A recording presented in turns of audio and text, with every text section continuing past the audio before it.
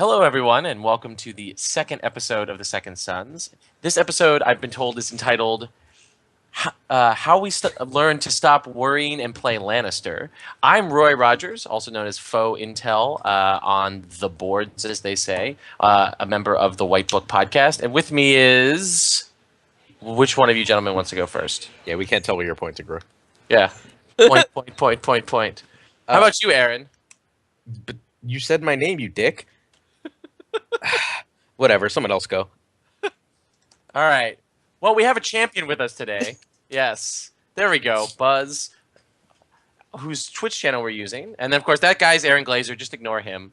He's the least important member of the cast. But we have a special guest with us today. And, Lucas, why don't you introduce yourself to everyone? I'm Lucas, the man behind all of Buzz's success. So thought it was fitting that I should come on here.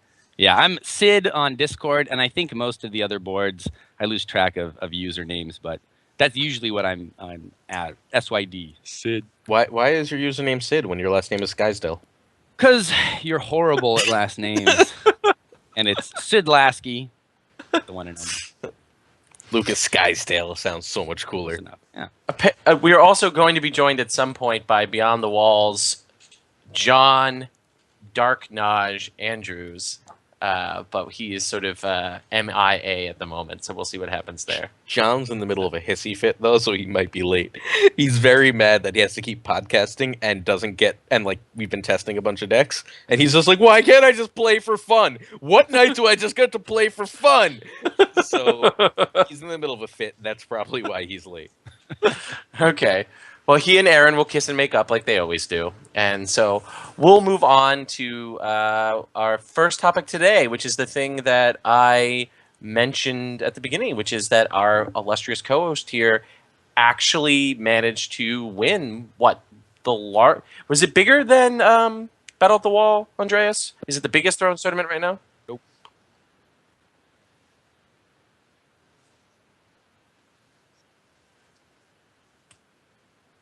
So close, but still no cigar. So one of the largest Thrones tournaments currently in 2.0. He took it home. Man, Buzz, you love being in second place.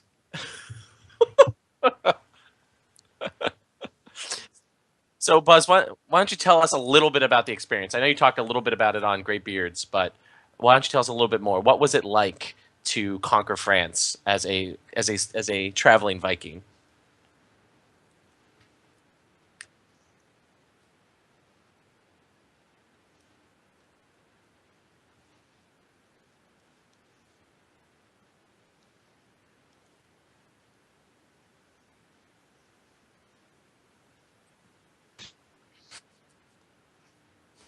Hey, guys, people can't hear Buzz in the chat. Uh-oh. Uh-oh. Oh, no. That seems like a problem. Seems like a problem. They should, they should hear me now. So we go over Back to the beginning of the story about LaPlante. Back to the beginning. Okay, so back in 2014, Varberg Morgul is the Swedish national championships back then. Nordics even. LaPlante wins from France, and he's been going on and on for 2 years about how we should come and get it back, crown. He's been calling himself Bernadotte, king, the king, French king of Sweden, and now finally, it's the crown is back in Sweden. It's been very fun, and I mean. The French guys are my favorites of the metas in Europe. They have such great personalities and great drinking buddies, and probably the densest of great players, except Sweden, maybe. I think. Wow. Wow, even more than the Spaniards? Strong words. Yeah, I think so, for sure. At least in second edition. They are very, very strong. And are you just talking them up because you beat all of them? Oh, yeah. It's like, so I get to be better because I ran the field. I beat the best players. No, but it was a great weekend. For sure. How much did you drink? I don't know, a lot. What did you drink? That's what people come to this podcast for, clearly. beers and shots that I don't know the name of something shots Uh, with the alcohol in them. the Polish guys gave us fireballs, which was not American fireballs. They were just lighting shit on fire and making shots. It's really high content stuff that they just. Yeah, they were just like, yeah, it's a fireball. And we were like, Palinka. that's not what we meant. So all right, let's talk about Thrones, I guess. What'd you play? Yeah, what did you play? I mean, we have a guest What on here. did I you think who play? might What's has the something to do inspiration? with that. Yeah. Yeah. So me being the great deck builder that I am, I couldn't bring one of my own creations. I would just win too easily, right? So I've been playing this Banff deck that Sid created a while back, and it's fun to play, so I brought it. And we've been building and building and building, and we have had all of us have had different versions, and I landed on a deck that was more close to Sid's versions, but I took the Rattler shirts from Aaron, the Brothel Madams over the Queen's Assassins from Sid. You know, I had a fusion of their two decks and used it, I think. And the tech choices were actually very useful. The hands judgments were key to winning the tough matchups. Um, let's talk plot deck, because Mhm. wildfire plus first snow is a lot of reset. Yeah. It's favorite of mine. Sadly, Wildfire didn't. I didn't play it very many times. It's been, First Snow and Wildfire has been great coming up to the tournament, but I didn't face a lot of Barra. I didn't face a lot of Greyjoy, which are the matchups where they are the best, I think. But would I have faced them? I would have been happy with Wildfire, I think. Um, but so I play it because I play Marched, Wildfire, First Snow. Because every time I reduce the board, my jump locations, jump events, and jump characters become better, more effective. If I jump in one character on a 3 versus 3 board on First Snow turn or something, that's plus 33%. And that's very great. Yeah, I found with the deck, you always want to play with a small board. A big board, things can get out of hand, and the jumpers aren't doing enough, and they're going away and just disadvantaging you so much. A small board, you can just control with the events. Yeah, especially Greyjoy, and that extra initiative on Wildfire against Greyjoy can really turn matches. All right, we have a question from chat. So, Andreas or Lucas, what is the worst matchup for this deck? Like, what is the deck when you sat down at the tournament? Since you both have won pretty big tournaments, one European big, one North American big tournaments with this. What bad matchups does Banff have, and what were you sort of hoping to dodge in Swiss, and hopefully in the cut as well? I think both me and Sid agrees that the very worst matchup is Baratheon Sun or Myrtle Stag. Has the Neil against Jamie or Tywin. It has the icon control for Gregor or Jamie. It can kill Tywin with Tears. The deck is pretty much immune to Tears otherwise. But it also has Seen in Flames. We want to wait with our jumps until the correct moment where our opponent has committed to a challenge, and then we can start jumping in and see what we find at the bottom of the deck and stuff like that. If they've Yeah, seen, yeah, go. Oh, I was going to say a smart player with Nymeria can really ruin the jumpers because they'll just wait to that key moment where you jump in, and the challenge is obvious what you're jumping them in for, and they'll just strip that icon, and suddenly that jumper is doing nothing and it's getting discarded, and it can really set you back if a player is good with Nymeria. And I've played against a lot of decks, a lot of people that aren't very good with Nymeria, and will just immediately use her at the beginning of the challenge phase, and then I just jump right over it, because she's already used her ability and she's easy to plan for. Another problem is the power icons. It's the worst icon for the deck, and so Baratheon becomes tough to handle when they're just focusing on power all the time, especially if they run dominance tech. So I actually ran into this kind of deck in the Swiss and in the top. So my only loss in the Swiss was to Martel Stag, EQ. I think you guys know Georic from Worlds. We do. Yeah. Yep.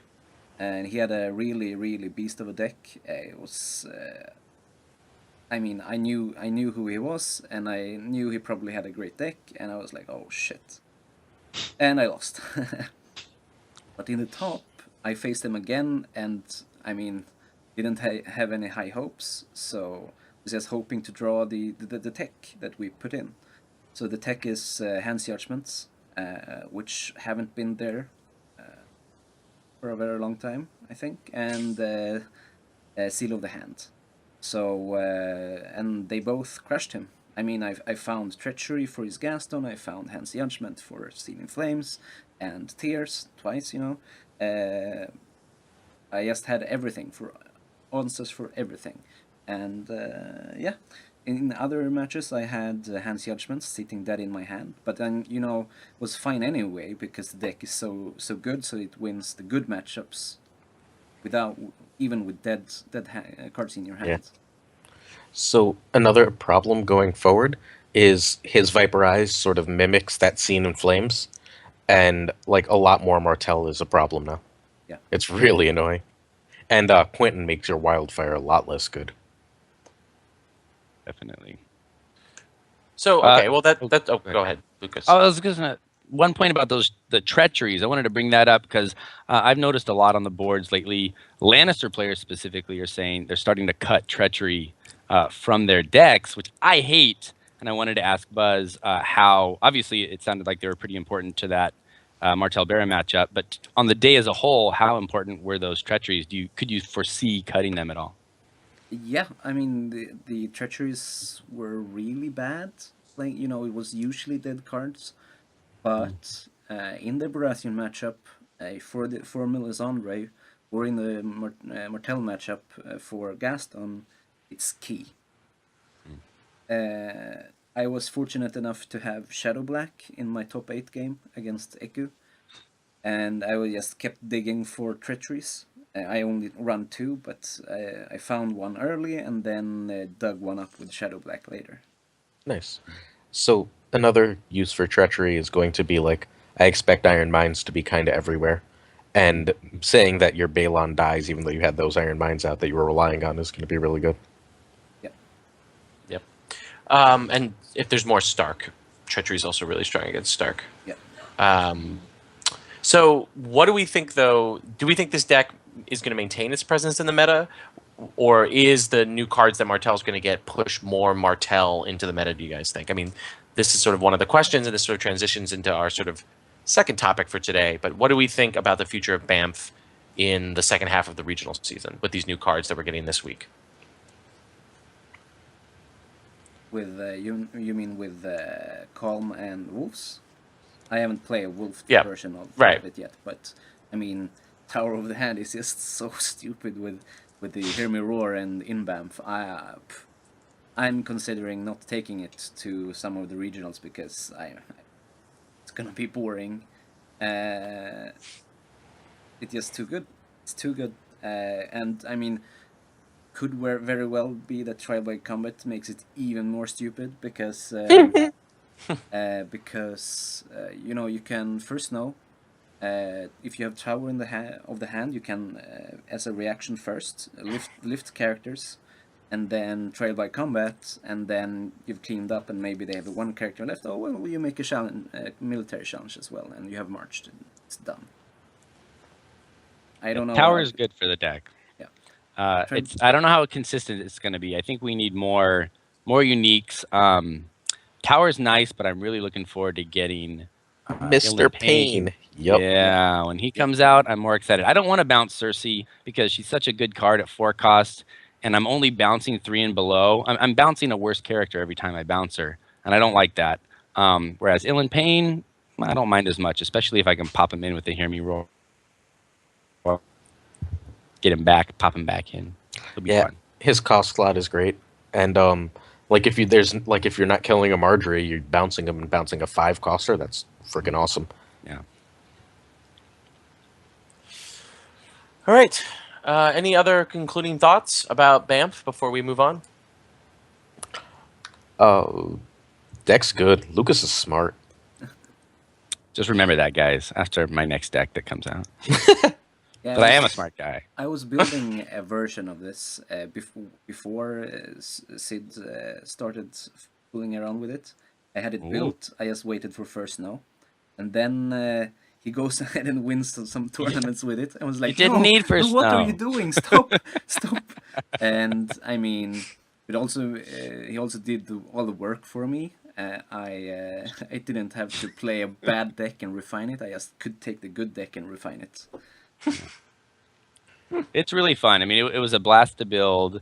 I played an early version of it in One Store Championship, and I mean, it wasn't even Lord of the Crossing. It was Filthy, which was terrible. It didn't run enough uniques, and it still went top 4. And I played it horribly, and I thought, man, I did that so bad. I think I could make a better version and actually play well. And then I took it to the next one, the big kind of store championship in Southern California. I think we were 31 or 32. And that was the one I won with it. It was just such an unlooked for entity at that time. I think it took a lot of people by surprise. I don't think it does quite as well now, though Buzz kind of, I think, showed that it still has legs. Legs? Yeah, it still has legs. Is that like I don't too know. much of an American nomenclature for this international crowd? How was Seal? And then we can stop, I guess. Seal was perfect. Great. Yeah, I want more Seal so bad. Yeah, when Buzz sent a message out to our little group and he was like, "I need room for Seal, guys. Let's find a version That with was Seal." It's me. Was that you? I said Seal. Whoever it was. Seal's my baby. But when we started kind of tackling that task, I thought immediately that's perfect because you want it on so many different characters. Tywin, of course, is the best, but he's not the only option. It's really, really good. Yeah, I had it on my top 4 maybe. I think I had it on Tyrion. I mean, double stealth in the Lord of the Crossing is amazing. I didn't have Tywin, so I put it on Tyrion. It was amazing. It can be really good on Jamie or Gregor too. Like Jamie in 3 challenges, or Gregor just saying good luck winning a military if you don't have stealth. Offense and defense with Gregor. Yeah. Ugh. On that happy note, why don't we talk about a totally non-controversial subject, Do it. which is that FFG recently made a change to its tournament rules, which is that they allowed intentional draws, which is that 2 players, usually at the end of Swiss, but sometimes at other points in the game, depending on, specific things that may come up, choose to, instead of playing a game, to intentionally draw. They will stop the game, and both will take the 2 points you get from a draw and then go about their day. This is commonly done in other competitive card games, most famously Magic the Gathering. It's usually done by the top people. Wait, hey, Yes. what's Magic the Gathering? Can you explain that game? No, thank you, Aaron. You I will not sure? explain that game. Yeah, no, I'm not going to explain that. I hear it has lands that you turn this way, right? And colors. You kneel them? Yeah, no, you turn tap them? You Tap them. Oh, okay. Okay, I thought they had mana crystals, and you get 1 a turn, and that never. I don't know. I'm confused. Anyway, Aaron's throwing me off.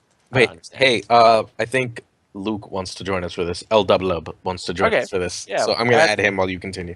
Okay, so intentional draws are usually done by the people at the top of Swiss, people at the top table, or the the top 2 or top 4, as a sort of reward that for themselves to sort of guarantee that they know they're going to make the cut no matter who wins that game. So why don't we just take a draw and then we'll go have lunch or have a beer before we go on to the finals. But you can use intentional draws to sort of guarantee placement, or at least roll the dice and attempt to guarantee placement further down the Swiss. And that's where intentional draws gets a little controversial. Most famously, I believe in an hi, Luke, how are you? That's L. Get it right. All right, we all shift around. I like it. Anyway, where was I? Intentional draws. Oh, yes. Most famously and most controversially recently at an X-Wing regional championship, the entire top 8 of Swiss in the final round just all took intentional draws, which guaranteed that they would make the top 8. That was very controversial and caused FFG to issue another statement about intentional draws, which is basically to say that they are going to be they'll be keeping them for the competitive card games that are played. We play 2 games like Netrunner or Star Wars, but games like Thrones and X-Wing that you play a single game per round will be losing intentional draws. In fact, but they took it one step further. We will also be getting rid of natural draws, where if you do play out a game that goes to time and both players are at 10 power, you can no longer draw. There will be some sort of tiebreaker. So there's really 2 questions of this topic. 1, what do we think of intentional draws? 2, what do we think the tiebreakers are going to end up being when Nate and Danny sit down and brainstorm this new policy from FFG? No, I don't care about intentional draws. And the answer to number 2 is whoever's prettier. Okay. So Schoenthal never loses a draw. How about you, Lucas? What do you think? I think with intentional draws, it's kind of an all or nothing thing. The way it was before was untenable, right? People could kind of agree to achieve the draw sometime during the game, and they just be like, oh, we somehow finished on the same amount of power, and they can kind of game the system that way. And I think that was why we had this change, or at least part of the reason why. And then this X-Wing thing happens, and like a tournament completely negates the final round of Swiss, and that's not the intention either, right? So I think it's good if they are actually gone. I'd actually rather see them just completely gone. Like there is no draw. There are only wins and modified wins and losses and modified losses. But like you said, the rub is the tiebreaker. I mean, what does that look like? What's it going to be? If you're tied on power, what is the measure by which we determine a winner? I think that's the tricky question. That's the question that needs to be answered. I don't have the answer. How about we take our other person named Luke? Luke, are you with us now, Luke? Yeah, I'm in. Sit still. Yo, sorry, I'm still like halfway cooking dinner and shit. Hold on, let me go get my drink. I feel you. All right. Then Andreas, while he's getting his drink, Andreas, what do you think of intentional draws? I think that that you need to have. I mean, if you're gonna have the Swiss system like it is today, you should have intentional draws, right? Because of the DC dance that we call it in Sweden. I mean, It's so accurate. yeah, it's the Why DC did I dance. not know that?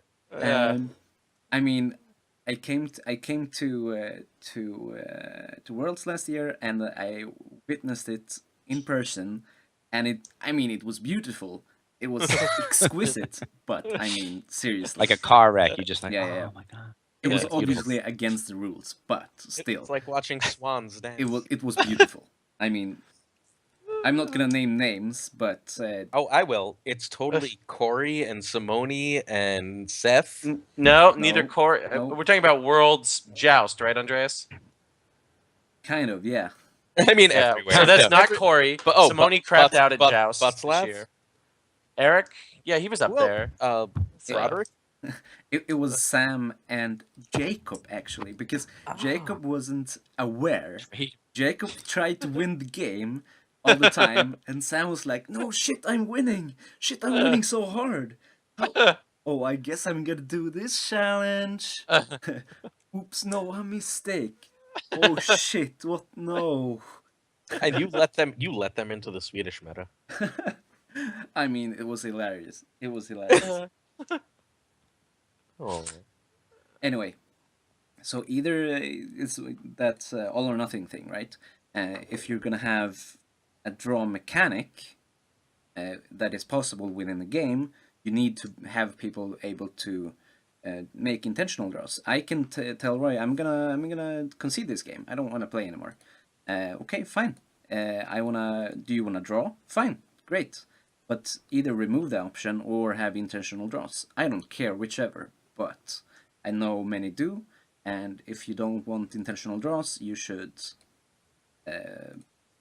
share for the new announcement, I guess. All right, Luke, what do you think? Our other Luke, Indianapolis Luke. I guess I don't know. I mean, I was kind of like I was kind of whatever when the announcement first came out, and then I noticed that people didn't know how to do any fucking math, and so like, if you're gonna have intentional draws in the game, then like learn how tournament scoring works. I mean, like, I don't know. I don't particularly like it for any other position other than King of Swiss, just because, like, you just take a gamble, and I would much rather see players just put more faith in their own play and their deck rather than just, rolling the dice at 4-1 in the final round of Swiss and saying, well, I hope that my strength of schedule is good enough because I haven't calculated it. Hey, we could also just fix this by like having a real reward for being King of Swiss. Like, it's that would be nice. King of Swiss is impressive. Like, let the person choose their opponent in the first round or something, or like just make it a real prize. Like, how awesome would it be to win King of Swiss and get to choose who you want to play in the first round? Would be amazing. No, I mean, it would be great. I would play for it every time. I Yeah, mean, right. Like, I would never. Yeah, that's amazing. Good. But that just, I mean, the problem with that also, it also that also could let you do a DC dance sort of situation where you can bring a team could bring two decks that are both Swiss viable, but one deck is an auto win against the other, so that they game the system so that the King of Swiss picks the bad matchup that their friend is playing, so that they can get basically a bye in the cut. So their friend is like making his way to the Swiss just to be the sacrificial. Dude, I've seen. I don't buy it. You don't. All right. Whoa, I've seen DC. Not that level, I'm no not way. gonna say Luke, names, but I've seen DC do that at Gen Con. In Luke, the cut, I've seen someone be like, "Oh, fuck it, yeah, just play terribly and lose." But I think that's an on-the-fly decision right there. It's kind of okay, look, we're paired automatically in the Swiss setup, so I win, you lose. There's a pecking order, right? Within their meta, perhaps, maybe, and they kind of decide who's going to take who down, right? But the notion that someone is like building the deck to be the loser deck, I'm not sure that's happening. Wait, fair enough. But so Lord Hakara says planning around DC, and like at Gen Con and Worlds, it's a legitimate part of strategy. Like, you plan around the 15 of them that are bringing two decks that are super fine-tuned because Corey made them, and like you just plan around them. It's part of building for those two tournaments. You'll get used to it if you're not yet. Yeah. Sorry, I keep moving around and shit, y'all. Like I said, I just finished cooking dinner, and Katie's in the shower, so I'm trying to get everything ready before she gets out. Yeah, no That's problem. fine. This isn't. There's no There we Will Lentz go. here. This Will's isn't a gonna very be serious super happy podcast. with me Will's gonna be super happy with me on the cast later. Yeah. Hey, you be nice to my new best friend Greg. We agreed twice today. We'll It's get to that. it's a new record. Well, as We'll soon get as to Greg starts talking about tournament ethics, I'm just gonna start yelling about House Botley. We're like 2 sections away from tournament ethics. Oh God. Any further thoughts on intentional draws or tournament structure in general? Just follow the rules. Yeah. I mean, I don't know. Like, Just follow the rules. It's a agree. fucking game. Dude, I cheat. I scout. Like, in a major tournament, I totally scout. there's Yeah, a separate okay. there's a separate issue here. Like, I mean, this is the same thing, and this. Well, let's take the scouting issue and we'll put that aside. All right, because we're gonna come back to tournament ethics in a little bit. All right, because that scouting is different than intentional draws, but I think intentional draws were nice for the top table. Like, since there is, as Aaron said, since there's no reward for coming first in Swiss, except maybe you get paired against nominally the weakest person in the field, but that's not necessarily true. Just No, because that person they is ended up, always your fucking kryptonite. It's so Yeah. annoying. It's like, that deck is super tweaked to beat your one deck. yeah. Since there is no rewarding the top two players in Swiss with the ability to take an intentional draw and go have a fucking cup of coffee or dinner before the cut is a perfectly reasonable thing to do. And yes, some people are going to try to game the system to get in, but that happens already. Like, that already happens. And anyone who thinks that having gone to Gen Con and gone to Worlds and gone to big tournaments, like, who doesn't think that the system isn't already gamed, I need more booze. is just living in a manic pixie dream world. All right, and just institutionalizing the way in which people already game the system is the safest way to do it to prevent actual cheating and massive use disqualification. Manic Pixie Dream World in reference to Thrones. Yes. Okay. But that's my final point about this. Now that Aaron's gone, I want to know what y'all think about my fledgling beard. It's coming in, you know. Fledgling's It's- correct. I can't quite It's turn a up the It's a fledgling. It's turn up the just come- resolution. I can't quite see it. Has it Yeah, started it's alright. itching yet? a little bit. You know. Good luck with that. Yeah, well, yeah, I'll try to not make the wrong decision to shave it off if it gets annoying. You know. Fight through, yeah. Yeah.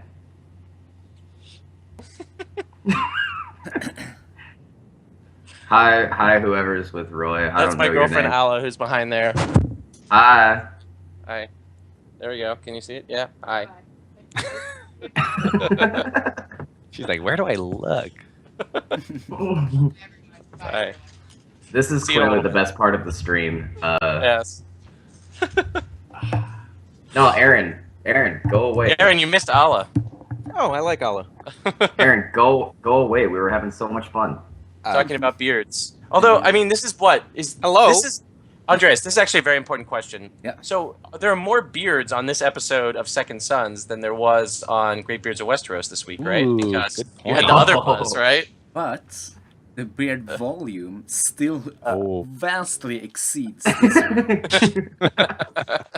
I mean, Samuel's beard is mine plus yours together. Yes, No problem. it's true. I Quality added over him on quantity, Facebook. for sure. I added Yeah, him on definitely. Facebook specifically for that amazing beard. Come on over. I was like, I need to be friends with that beard on Facebook. Like Samuel Lind with an E at the end. If any of y'all want to add him, I'm sure he'll love that. Yeah, I mean, he is the coolest troll ever. He is what keeps the AGOT chats in Sweden alive.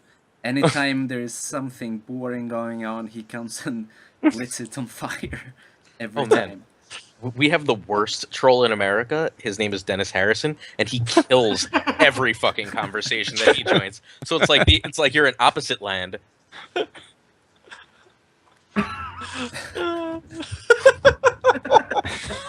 Wait, should I not shit talk Dennis? Is that bad? No, you're welcome to shit talk Dennis all you want. All right. There's Dude, people. you said There's dude, on an episode of the White Book, you said that Dennis was a douche. Dennis is a douche. Have you met Dennis? I love Dennis. Dennis is a friend. Dennis is a fucking douche. Oh, sorry. It's just This facts. is supposed to be the time where you like actually say what you think. Nah, it's No, like, Roy censored me before we started. There's people I'm not allowed to shit talk today. And like I've started like 4 statements that are like I'm gonna shit. No, fuck Roy. Okay, fine. Roy. At the end of the episode, we are gonna Well- bring it up.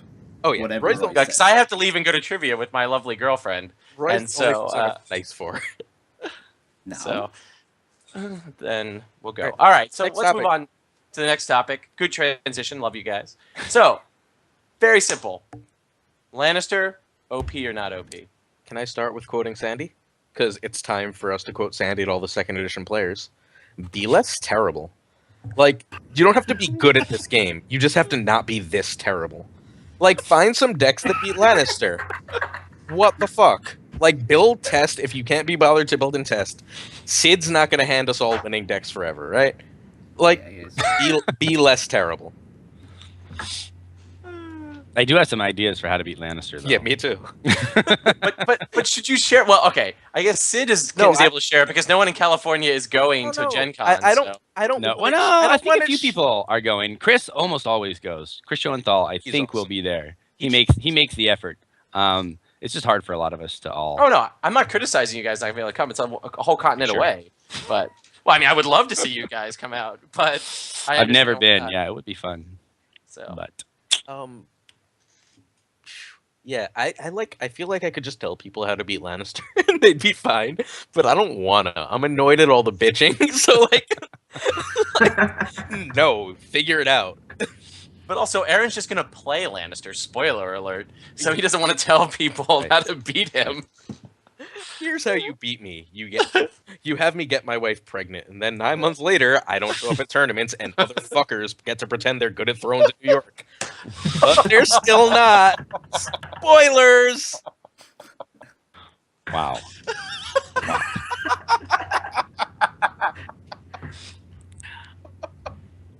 Yeah, you're really good. You're really good when Dan, Dave, and I don't show up, bros. Are you going to any big tournaments this year, Aaron? Yeah. Worlds or Gen Con? Yeah, I'll be at Gen Con, but we'll see how in All right. practice I am. I'll have played 500 games against Dark Notch and 2 against everyone else. You better step it up. You better bring it. You better bring it. Hey, you play Well, me just on tell- occasion. Yeah, That's true. Tell Aaron that he can't have a special treat when things aren't necessarily looking his way in Swiss. Oh and then man, he'll we place can't a talk little about better. that. Like if my students find that, I had What's a special treat? dude, I had a special treat, and then I won my next 2 games, and then I had to be sent home because I could not focus anymore. Thanks, Mikey. Okay, so a bit more seriously, Sid, what do you think about the state of Lannister right now? I think Baratheon just punches their face in almost every time if you build a good deck. Yep. But Yep. Baratheon is kind of criminally underplayed here.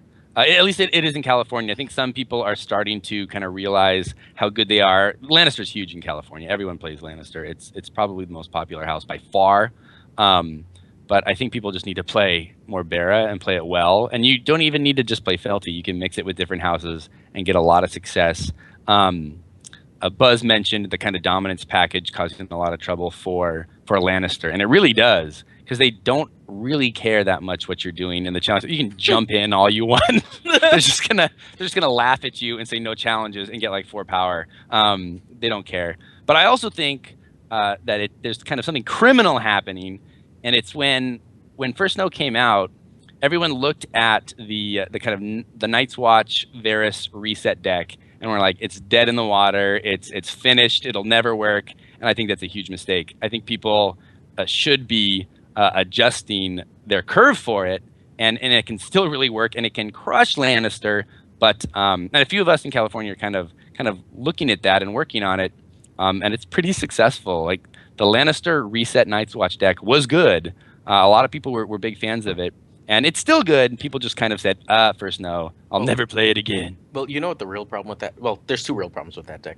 The first real problem with that deck is like treachery was one of the only ways to beat it. Like if you got that treachery off, but Burn. Lannister players are dumb and they're not running And treachery they're anymore. dropping treachery. Like, It's what perfect. you fucking It's idiot. time. Like be less terrible is the best advice you can have.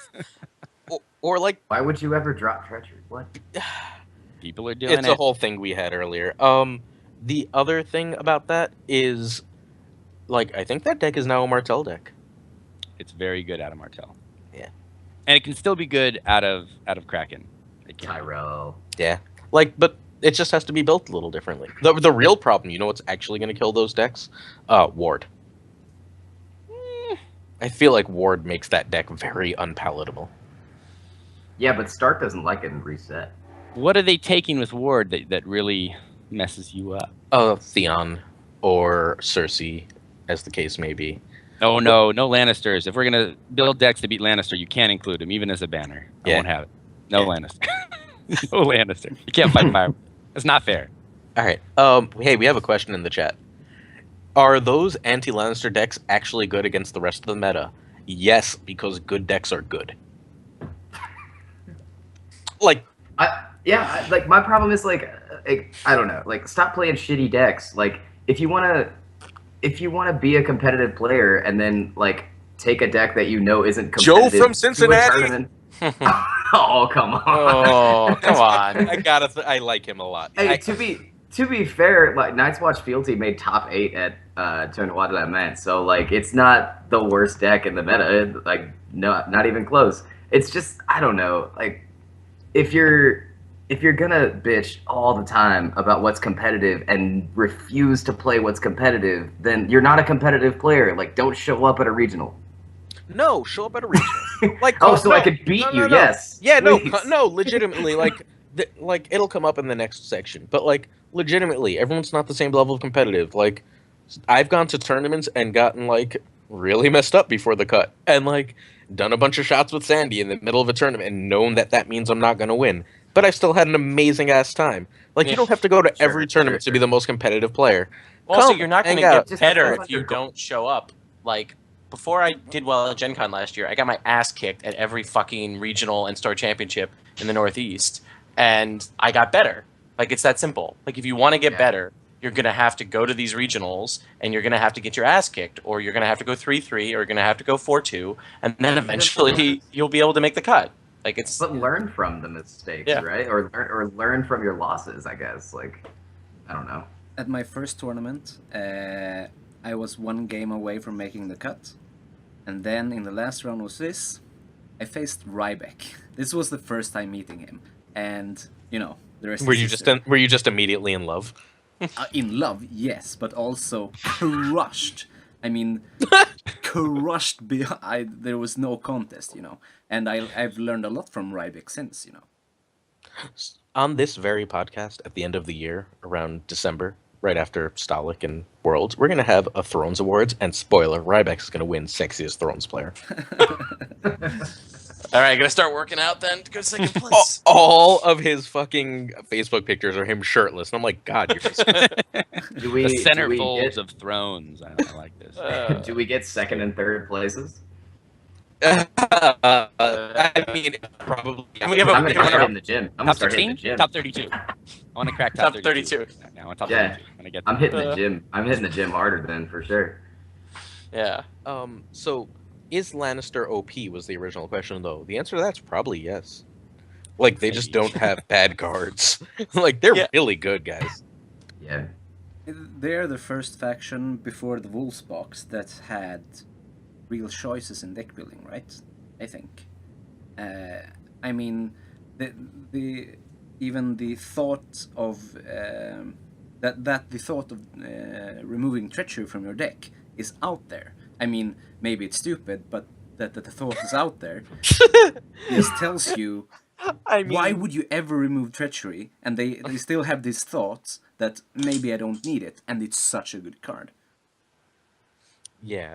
Like, Lannister is officially at the point where more good cards don't necessarily make them better. They're at the point where you're replacing good cards. I think they're the only house, except maybe Baratheon, where that's true, where you're just replacing good cards with other good cards, and you're trying to find the right fit instead of just taking out bad cards. Well, I think I think Stark is in this position now. Oh, So that is true, just- yeah, true. Stark I explodes. always forget Stark exists. Fuck Stark. Well, because I mean, Stark Hey, has its own issues. I said that last night.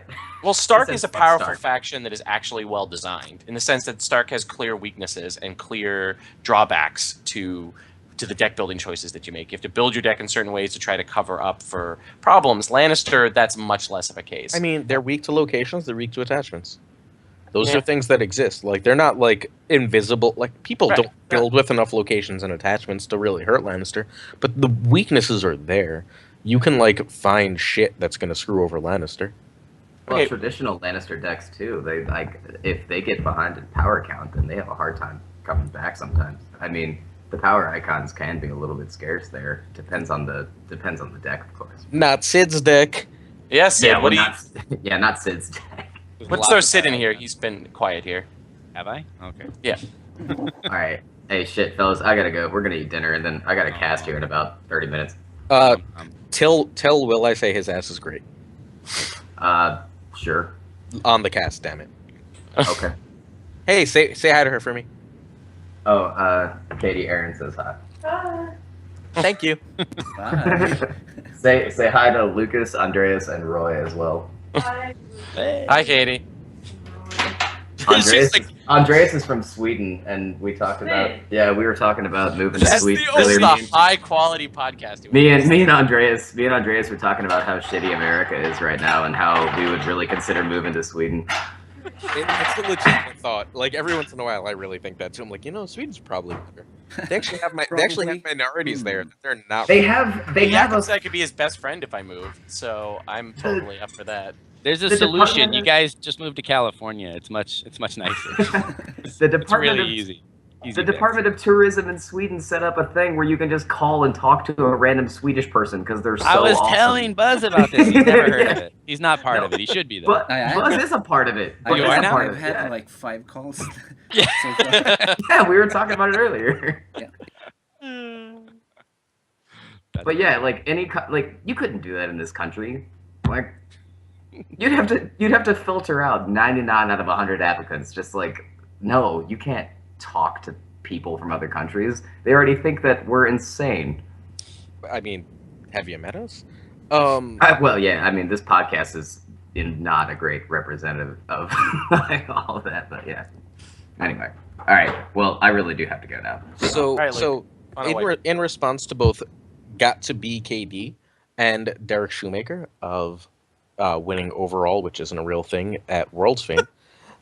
Overall isn't a real thing. I'm sorry. It's like I'm going to give you a prize for doing well but not winning, unless you're kidding, you win anyway. But a lot of people are like, Stark just has so much shit. Sooner or later, someone, probably Corey sitting alone at his kitchen table, is going to solve Stark, and it's going to kill us all. They have too many more cards than everything else. There's something broken out there. I mean, Stark has traditionally been a good DC house, right? They won a couple of worlds with like Kings of Winter, right? Whoa, I don't think whoa. Stark's ever won Worlds. No. that's I don't a think fun DC's. shortcoming. I don't think DC's won worlds besides no one, because Sam Bratz is Wisconsin and so is Kid. Oh, okay. So, like, Wisconsin, right? Okay. DC's We're gonna be never pedantic here. All right, Wisconsin. Wisconsin is in DC. Holy shit, that's not pedantic. Kid won with Kings of Winter, though, right? I don't think Kid won worlds. Kid Not Worlds. won a Gen Con. Gen Con. And Sam won a Worlds, and then there's a bunch of second place because the White Book's own Gregory Sean Atkinson and SoCal's own John Bruno own them. It's true. That video is still online and just so much fun to watch. John versus Blitzloff in that final. It's really so fun. good. It's so good. It's really just someone out playing someone else. It's just it's Like, and I almost feel bad. It's Like, bad. I like Buttslaff a lot. I'm one of the few. I do too. We're actually Like, maybe friends. Close. Yeah, like, I mean, we get along, except that we're not DC, so he'd probably, try and stab me to win a game. But yeah, he's a really fun dude who drinks a lot, so, that's all it takes for me. Mm. Did you play First Edition? Because otherwise you might be on that other shitty podcast. Yeah. Did you play First Edition? Do you drink? It's pretty much all that matters to me. I love you, Question Aaron. From Cesar something, which is the most underpowered faction at the moment? I have a quick answer, but what do you think?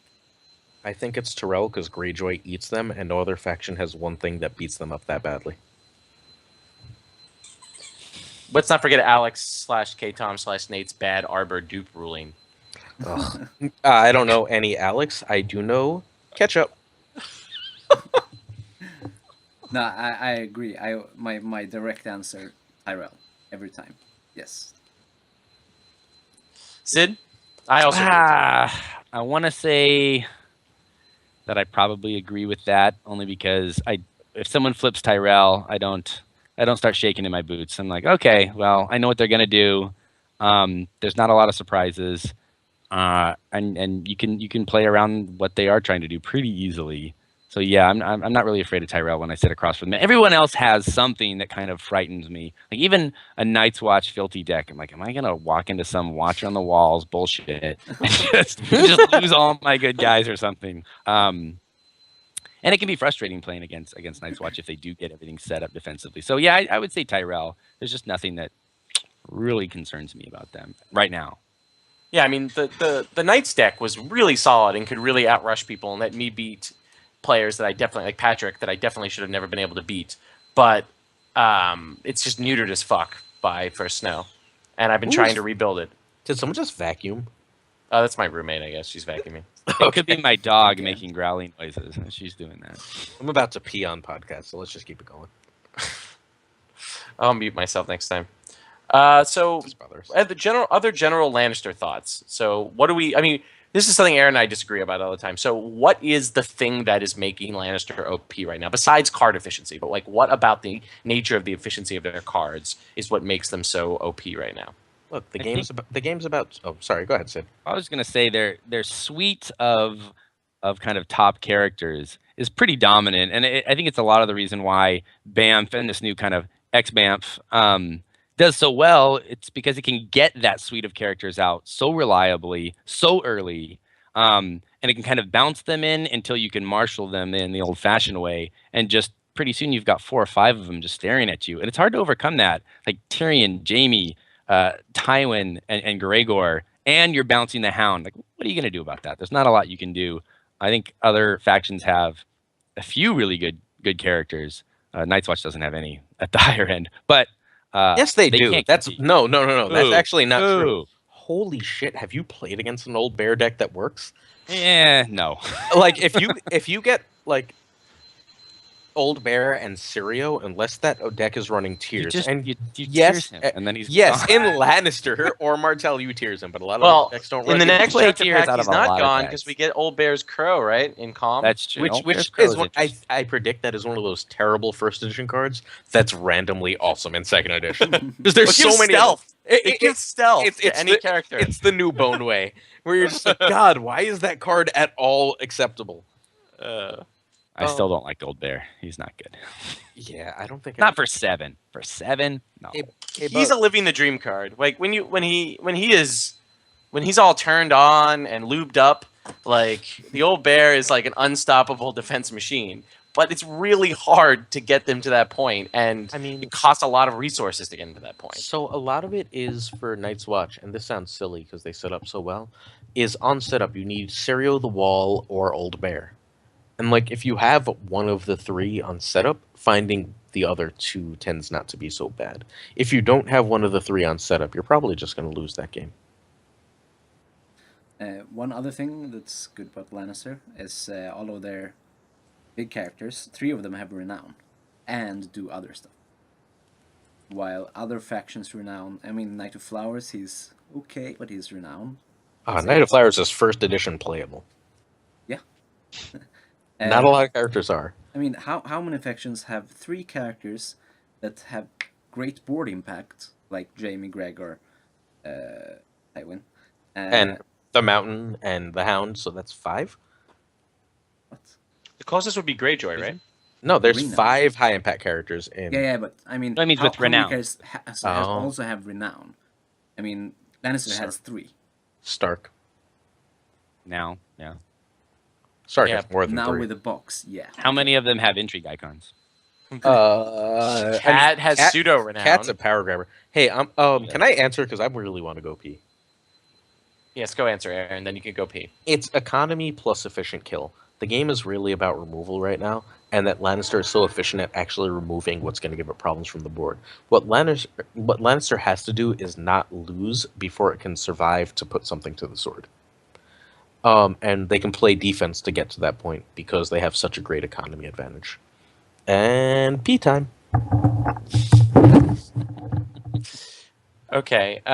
So I'll ask you two, since Aaron's not here. Is there another faction besides Lannister that has a really excellent main house and a really excellent banner at the same time? That you can win a tournament playing a Lannister deck consistently, and you see tournaments won by its banner at the same time. So Banner of the Lion is the strongest banner, maybe Banner of the Kraken with Iron's Mine. I would say Kraken. And then is Lannister second main as house. that dual threat. Yeah. Kraken So you think and Stag. Greyjoy's the other one? And I Stag? think so. Yeah. Bear is great main house, but I don't like them as a banner. Maybe Martell. Johnny Wright would definitely say Martell down here. But he's probably in the minority. But I'm tempted to agree with him. I really like Martell as a banner and as a main house. Yeah, now I have not been liking the main house that much, but it's getting better, especially with Elia. But I think Stag, the Stag banner hasn't been very good. I mean, it's been okay, but not superb. But now with Even-Handed Justice, not only are they a great main house, they have a great banner. I think First Snow is too much for right now, or was it the right card at the right time? I mean, I love Aftermath, but it's too close to Wildfire, I think, to be released as the only 2. All right. Do we have any questions in chat over here while we wait for Aaron before moving on? Would we rather have seen a reprint of John Bruno's card or the Aftermath? Which do you think First Snow is too much for right now, or was it the right card at the right time?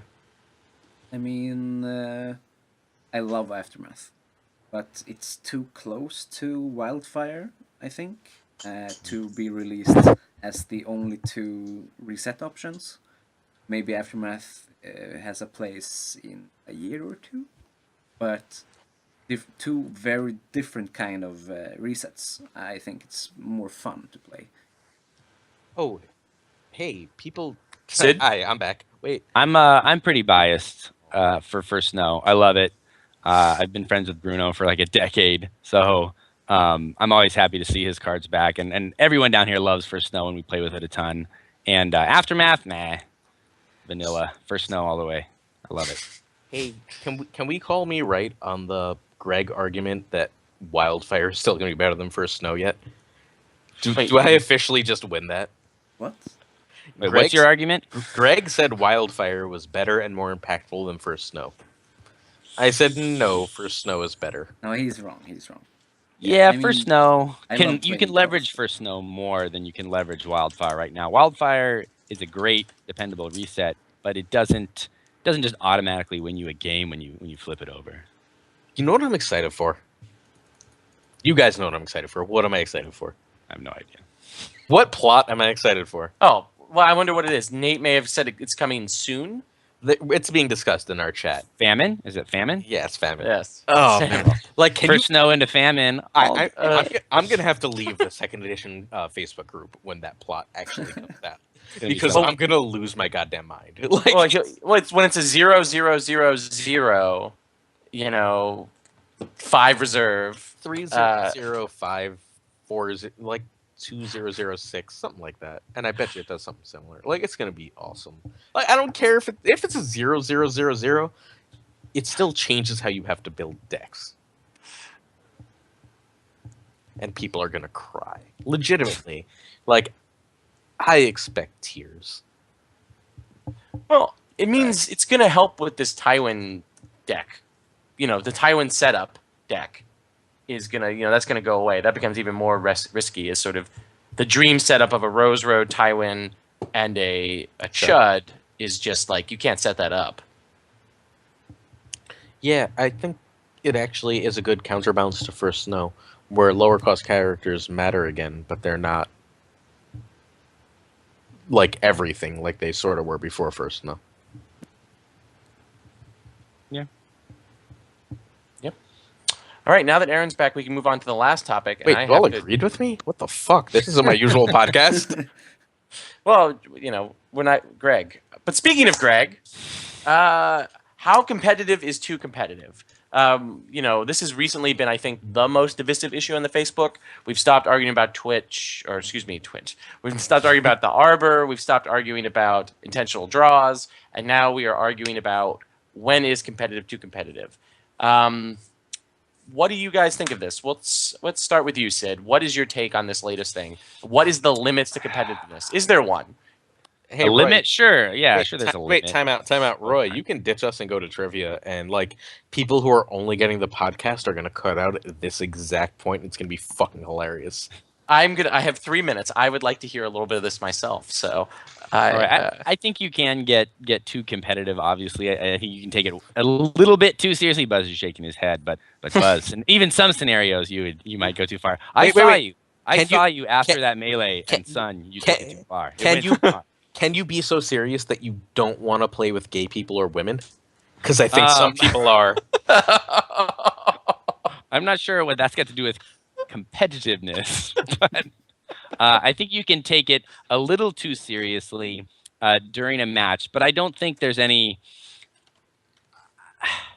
I don't know how to say this. I don't think it's being taken too seriously at any of the big tournaments at the moment. So. Will it get more serious? I doubt it. The people who are really serious about it already exist, and they've always existed. And that's kind of the upper levels of it, and I think it's acceptable.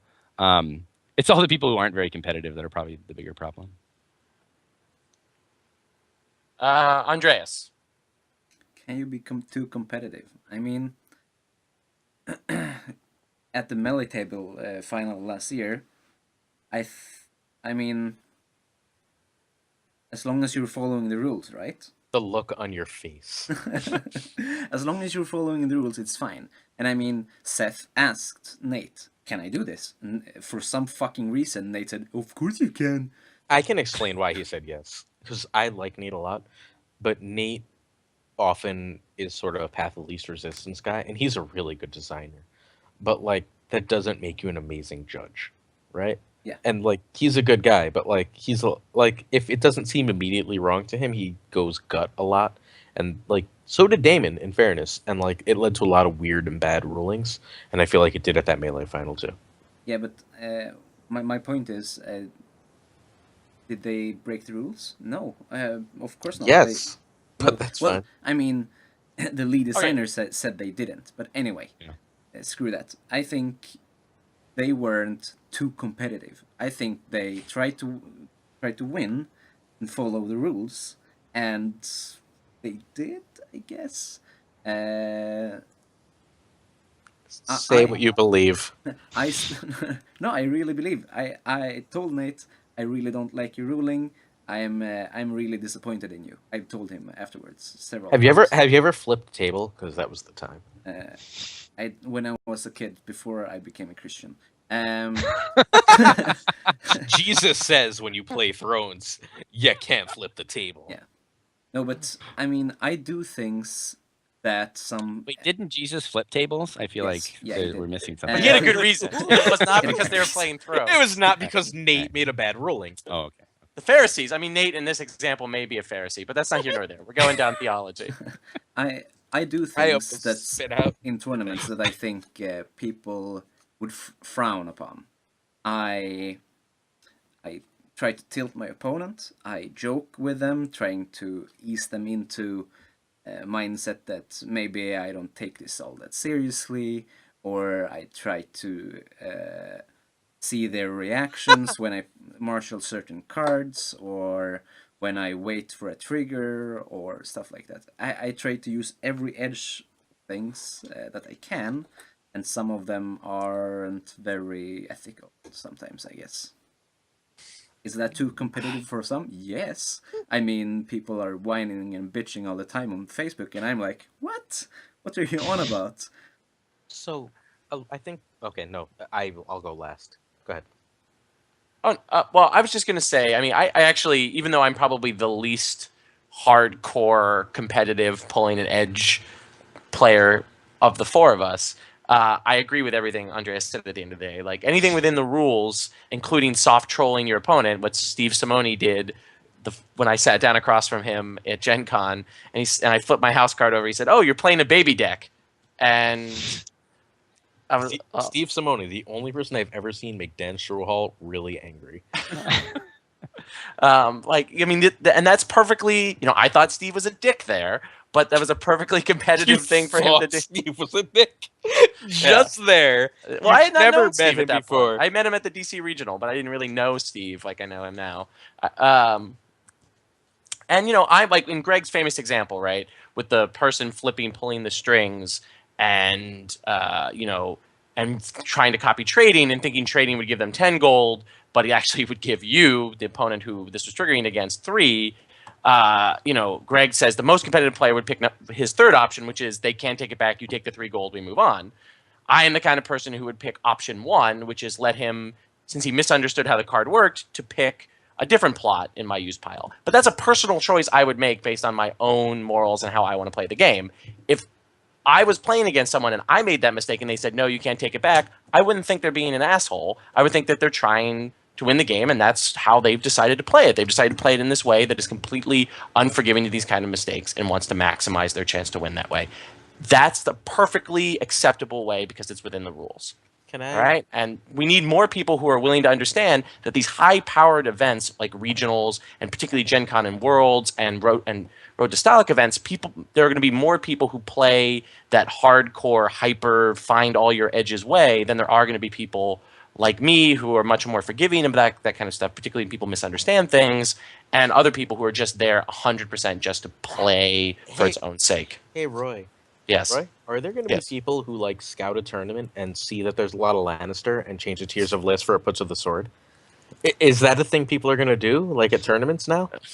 Is that I hear- legal? Well, I don't know if that's illegal because he hadn't submitted his deck list yet, and he didn't steal any deck lists from anyone, so it would fall under legal. I would say. Can everyone else chime in on that? You're gonna have to give me a better background here. What I mean- happened? Roy? I'm not going to tell this story. I'm out in California. I don't know what happens out on your neck of the woods. We don't pay attention, for the most part. All right. I mean, the long and short of it is this.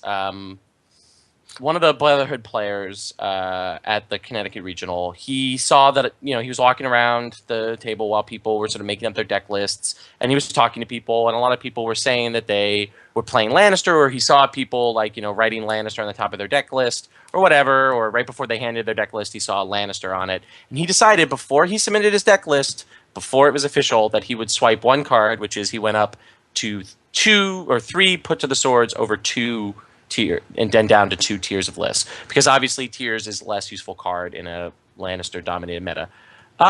And many people flipped out on the fake Facebook group and accused him of cheating. This player ended up making to the top 4 of the tournament. I personally don't necessarily think he did anything wrong there.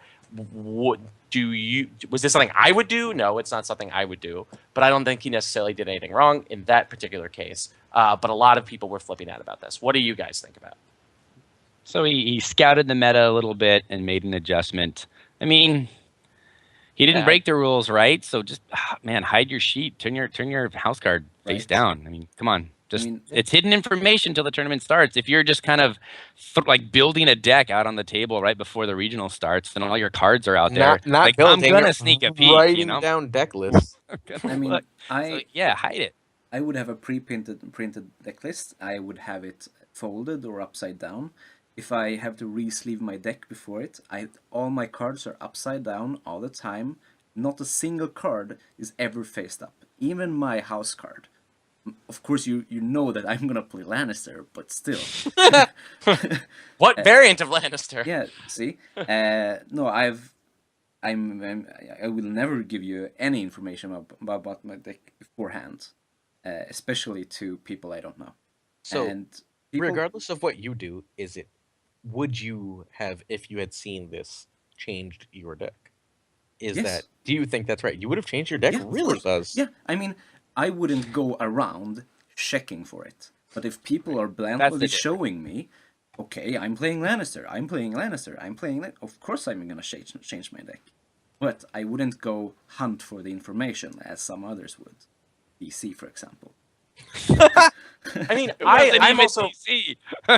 well. I mean, DC will do it. Oh, they scout. They love to scout. They do scout, but they don't scout in the way of looking at people. I mean, like if you gave Steve Simone your deck list, he's gonna go run and tell Corey every card on your deck list. But that's because you gave Corey him. will know how to beat you in 40 seconds. Corey, Yeah, of course. But that's because you give them your deck list. But they will go around and be like, hey, they know a lot of the high competitive players, and they'll go and be like, oh, hey, what are you playing?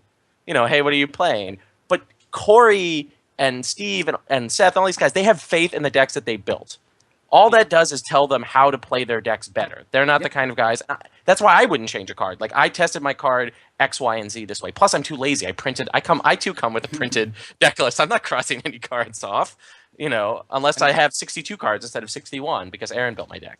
All right. But unlike the DC players, I'm someone who always bring meta calls, like I did now. I was expecting Baratheon, and I expected it to be my worst matchup.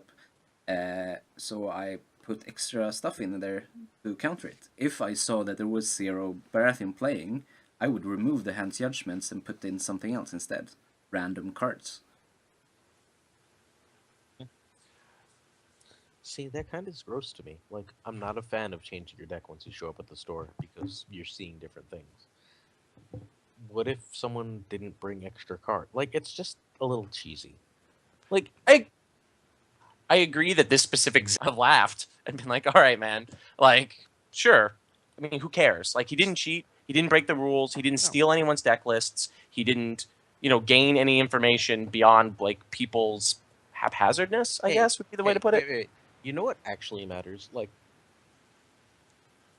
maybe Buzz, but probably Dark Nodge is the best player that I regularly talk to about this game.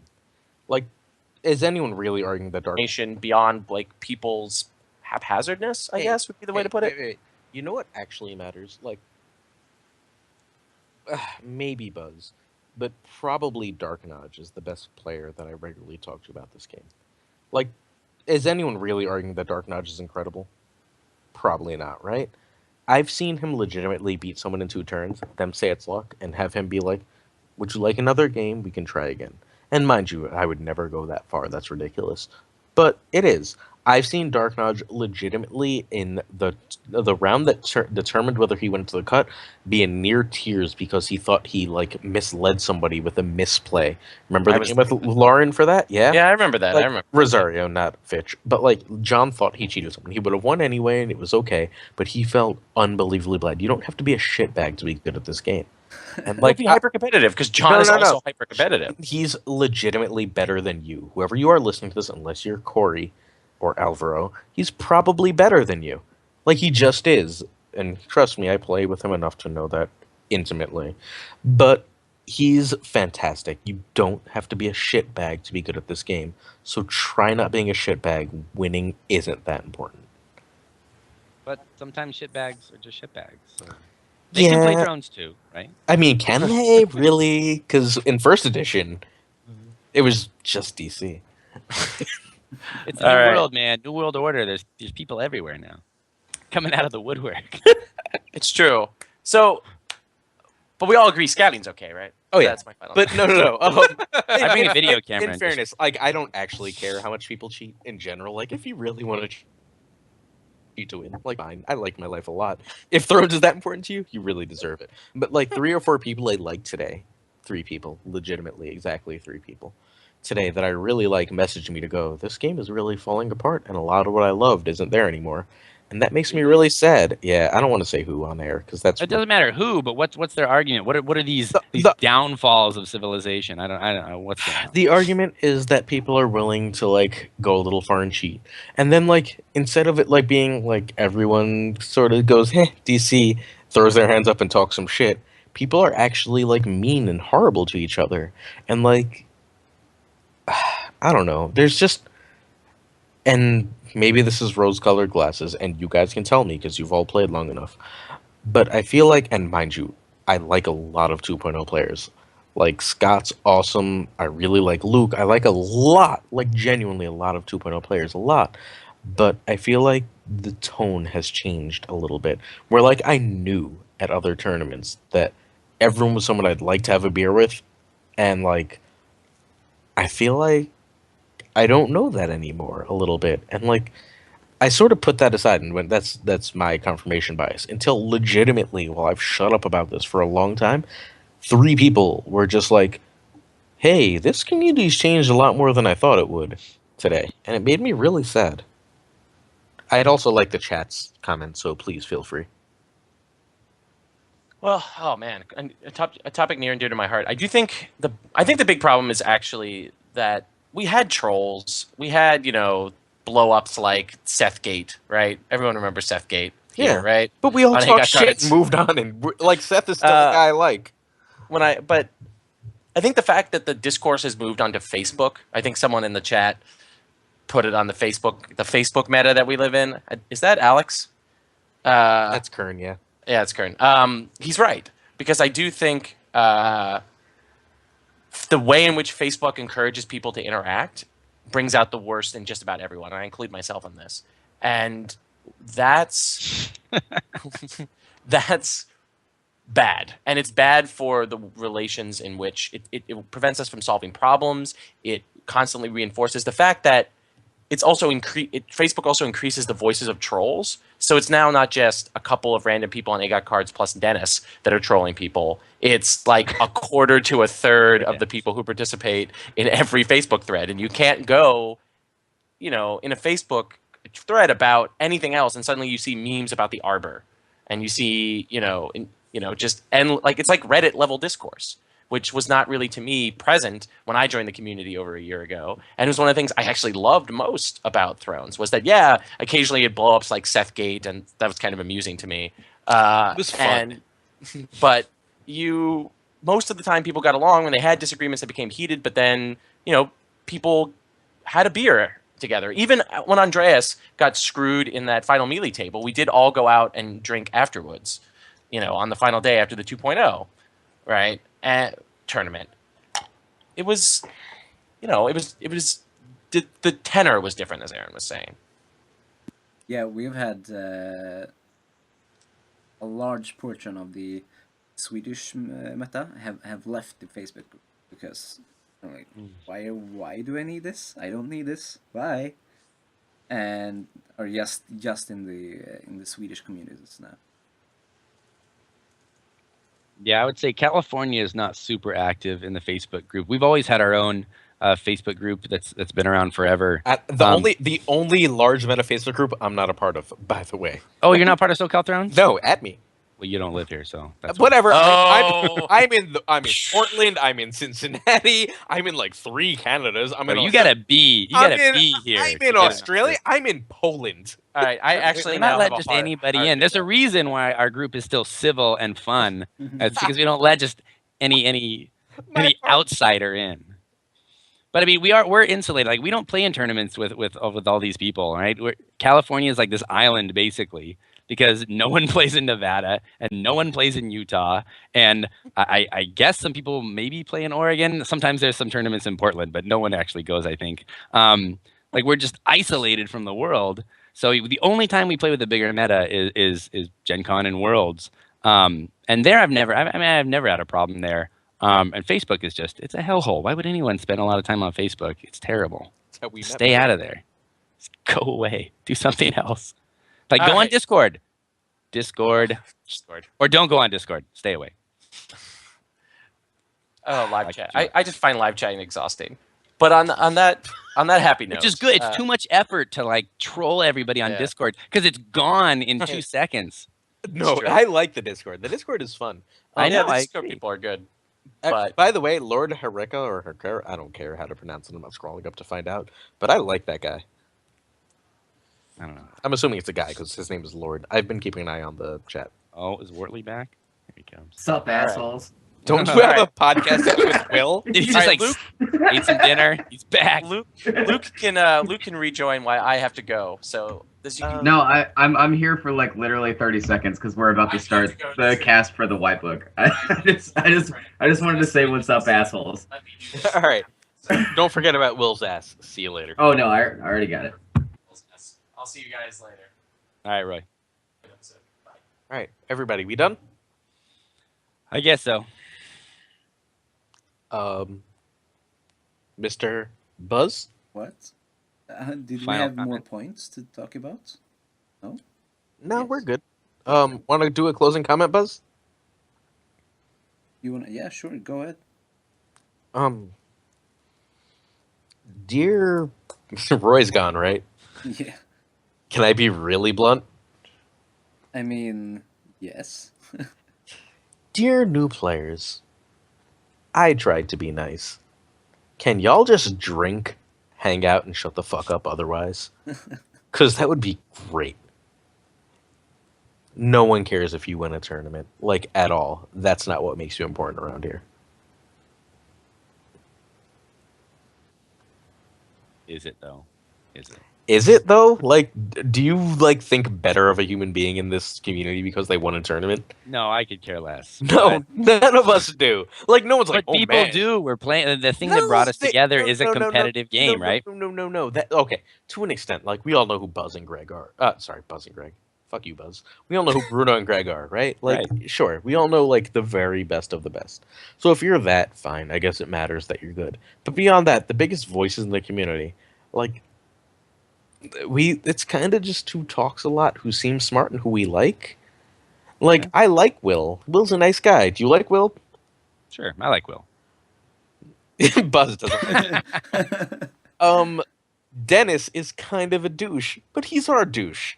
Yeah, Like, he's neat. I like Dennis a lot. yeah, He's- like, but there's a bunch of guys that are just like, maybe like it's not about it. If you really care about being that competitive, do it. No one's gonna fault you, but don't be a dick about it.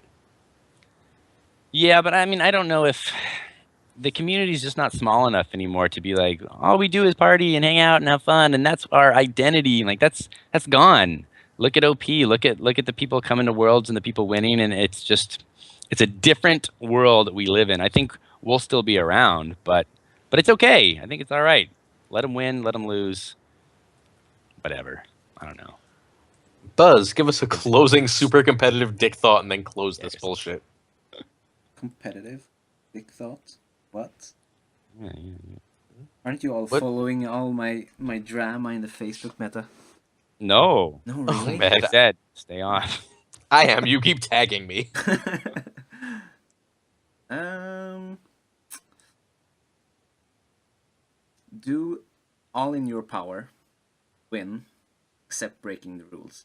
You can kind of break the rules as long as it's a gray area, but stay safe. Stay safe. All right, Lannister life. Close this shit. X-Bamf. X-Bamf for life. Spam.